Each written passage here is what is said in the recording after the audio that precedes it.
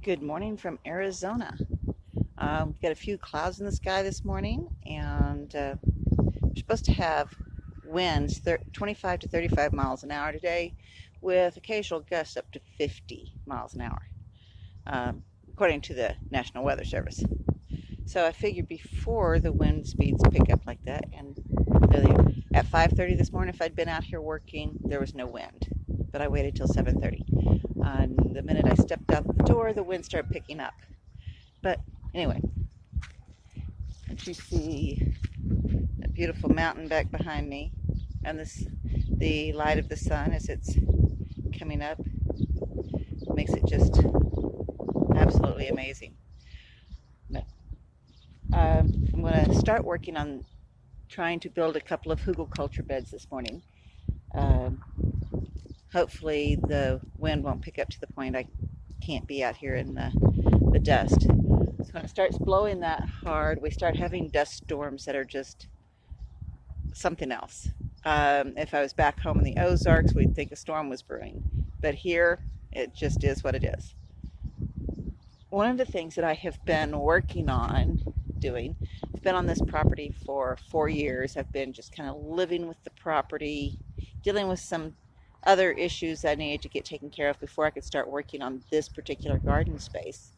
And one of the things I was doing was watching how water flows on this space when we do have our monsoon rains.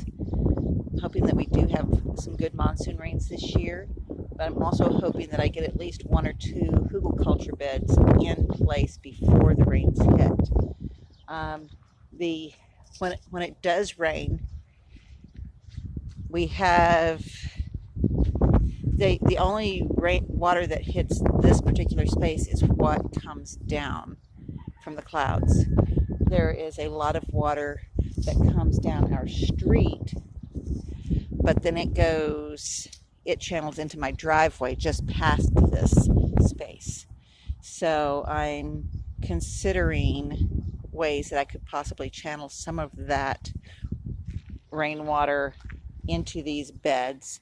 I've been spending time studying the flow so that I know where to put the hugelkultur beds so that they catch the most water to store as the rain flows down. And one of the things I noted in an earlier video, that with the hole that I have in the hose I've been using to water out here, I've been able to watch how the water flows on this portion of the property. And as you can see, it goes down to here, and then it stops at this berm. Last night we watered quite a bit again, and we had just a small touch of moisture that went past this berm and into the section with the goats and the chickens. So this will catch water really well. I just need to be very wise in where I place the hugelkultur beds and the angles I use for them so that they can get the most advantage from when we do have our rains, so they can store that moisture in the wood underground. As I'm getting started with digging out the first hugelkultur bed, I'm finding the soil here in this area is really, really good. So I don't think any gardening has ever been done on this area. It's just laying here fallow for many, many years, for decades.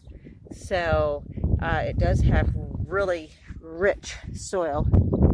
So I'm looking forward to this. I'll just have to I've got logs and mulch here that I'm going to get buried in this hole once I get it dug. And then I will update you on my progress.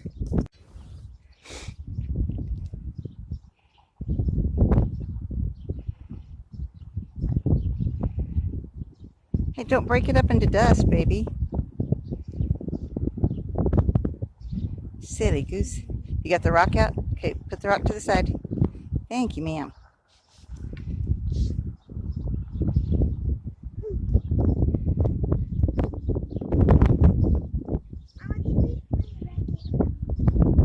Play what? Wreck-It Ralph. When we take a break, yeah, we can watch Wreck-It Ralph. So what did you ask me when you came out here? You said, Mommy, can I help?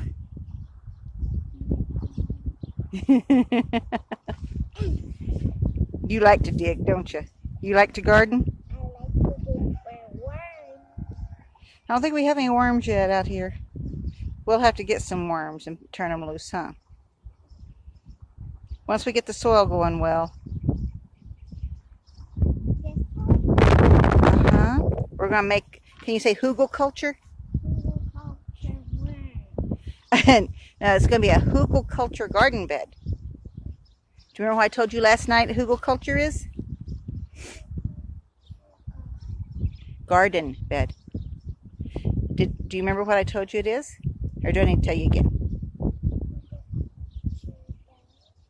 Yeah, it's where we dig a hole. And what do we put in the hole? What do we put in the hole? Yes, the wood and the mulch. And then we cover it up with cover it back up with the soil. And yeah, we can add worms to it. I think I need to wet down this end of the bed though. What do you think? I think it'd be easier for us to dig over here if I wet it down. Uh-oh. Wrong spot. Hey. I love you. Okay. I think I'm done digging.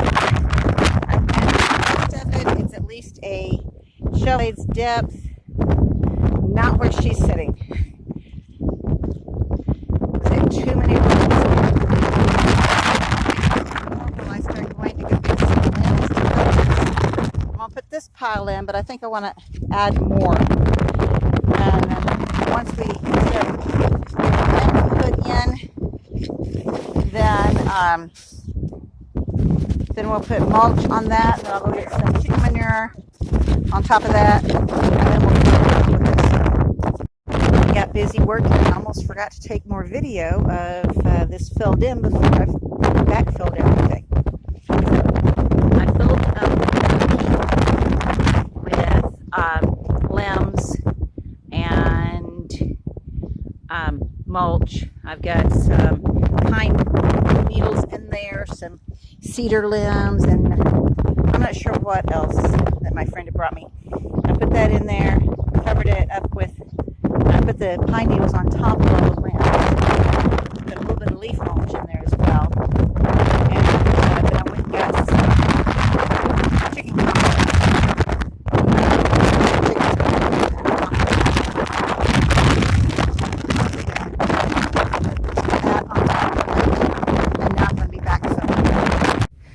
I got it backfilled. Still got a little soil over there I could put on this. I'm going to in a minute. And I'm going to put, and I watered it down. I'm going to get some leaf mulch and put on top of it. And then I can get started planting in this. I think most of my initial planting is going to be on the east side of this so that the plants can have a little bit of a respite from the afternoon sun, because here in the desert, full sun does not mean all day. Early morning up to noon. After that, you need some, but I will also be building something out here to put shade cloth over these beds as well while I get them established. One of the things that I wanted to show on here is the blossoms. Sorry, didn't mean to spin that so much. The blossoms on the chinaberry tree. Even with all this wind that we're having, these are looking lovely. I love the color of the flowers. Now, in case you didn't know, chinaberry is an awesome shade tree. Some people call it umbrella tree. The challenge with it is you have to really stay on top of it. It's an invasive species, and the berries are toxic, so you have to make sure that you're not giving, and so are the leaves. You have to make sure you don't let your livestock get the berries and the leaves. I did find out that some people have used the wood from chinaberry trees to make mouth harps, which which I think is amazing. We've got something like this is not an edible tree, but there are uses for it in addition to the shade. These do grow quickly, and once they're grown, they have phenomenal shade. That's why I left most of the glade when I was trimming this up last week. You just have to really pick up the berries, pick up the watch for any sprouting trees. Just keep an eye on it, keep it under control. It's a lot of work, but it was here when I moved in, so it's going to stay here. I'm looking forward to the shade that it'll provide out here, and then I can put some gardens here on the east side of that little grove, so that those particular beds will have morning sun and be shaded in the afternoon. That is something that's very, very important here in the desert. I'm still trying to decide where I'm going to plant my 6 little baby olive trees, and I think I'm going to do it possibly, some of them will be on the south side of this area, and I know in most regions you don't want to plant things on the south side. You want that southern exposure as your garden is growing. But again, this is Arizona, this is the desert. It gets, triple digits are the norm in the summertime. So I'm thinking about putting those on the south side to provide a little bit of afternoon shade for some of the garden beds. I contemplated putting 1 or 2 of them on the east side, but to block the morning sun. So it's just something I'm still trying to figure out. They're still in their small pots. I did up pot them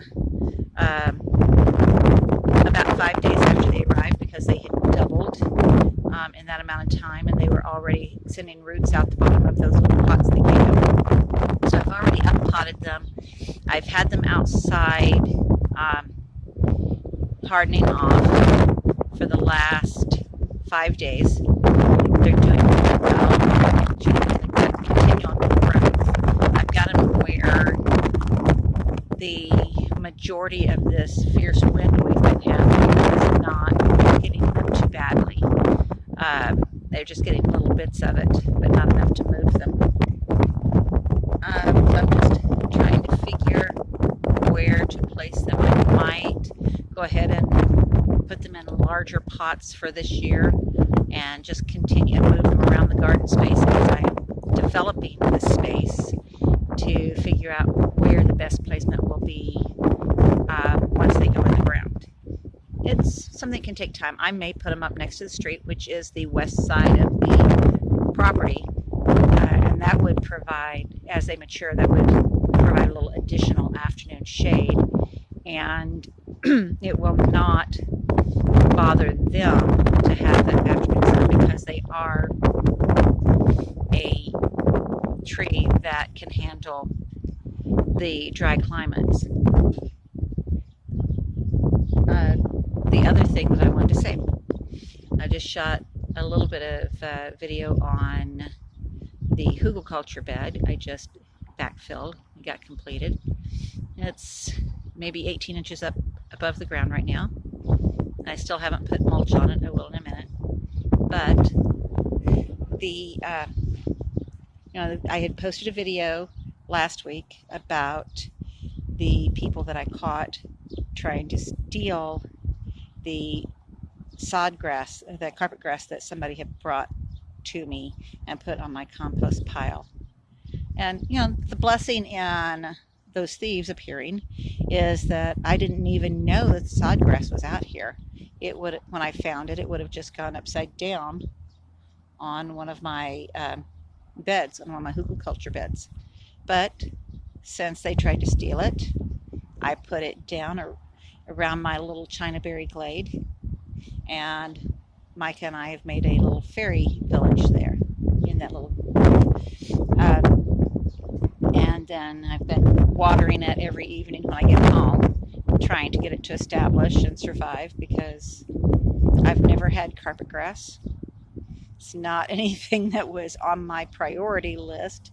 It costs a lot of money, and I've always been on a tight budget. But since it was gifted to me, and I've got it laid out, and I will try my best to make it survive. If I cannot keep it alive, then, well, it'll go on a Hugelkultur bed, and it's still a blessing.